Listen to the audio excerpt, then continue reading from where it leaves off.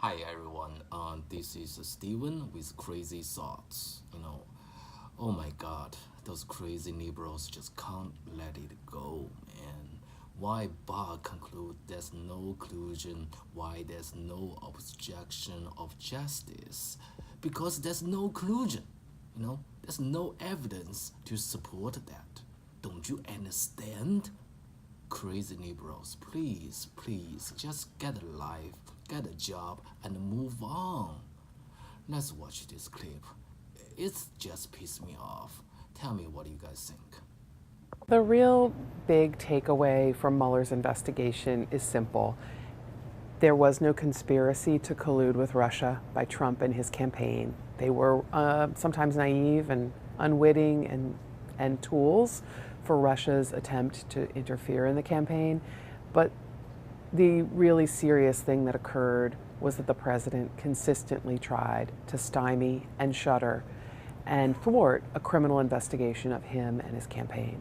The really amazing battle that has unfolded is that Special Counsel Mueller and his team found what they viewed as strong and compelling evidence that the president had obstructed justice. Not in every incident that they examined, but in several of them they saw clearly evidence, overwhelming, of the president's intent to interfere with our criminal justice system. The details are riveting.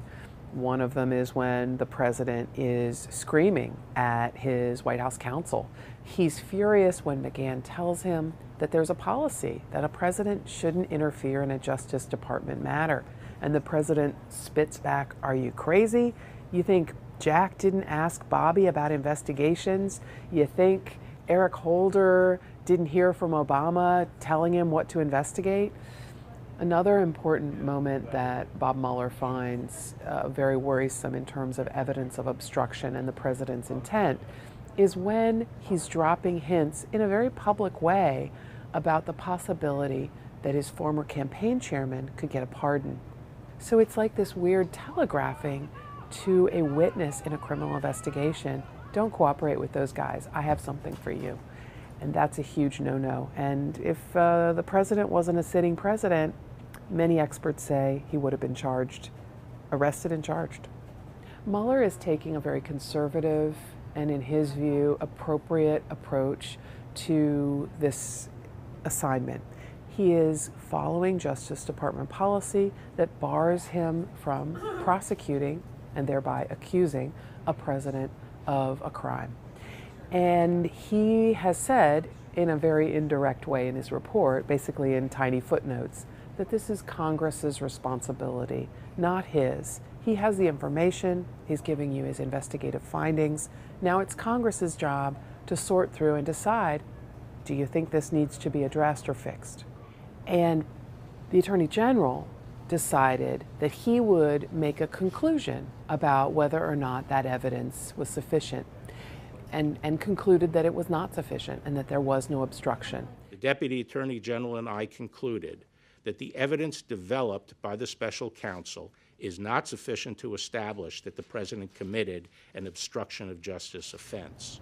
An enduring mystery in this is we don't know why the Attorney General concluded that the evidence wasn't sufficient to accuse the president of criminal conduct. Did he decide it's not sufficient because it's not very strong? Or did he decide because he thinks the president is above the law?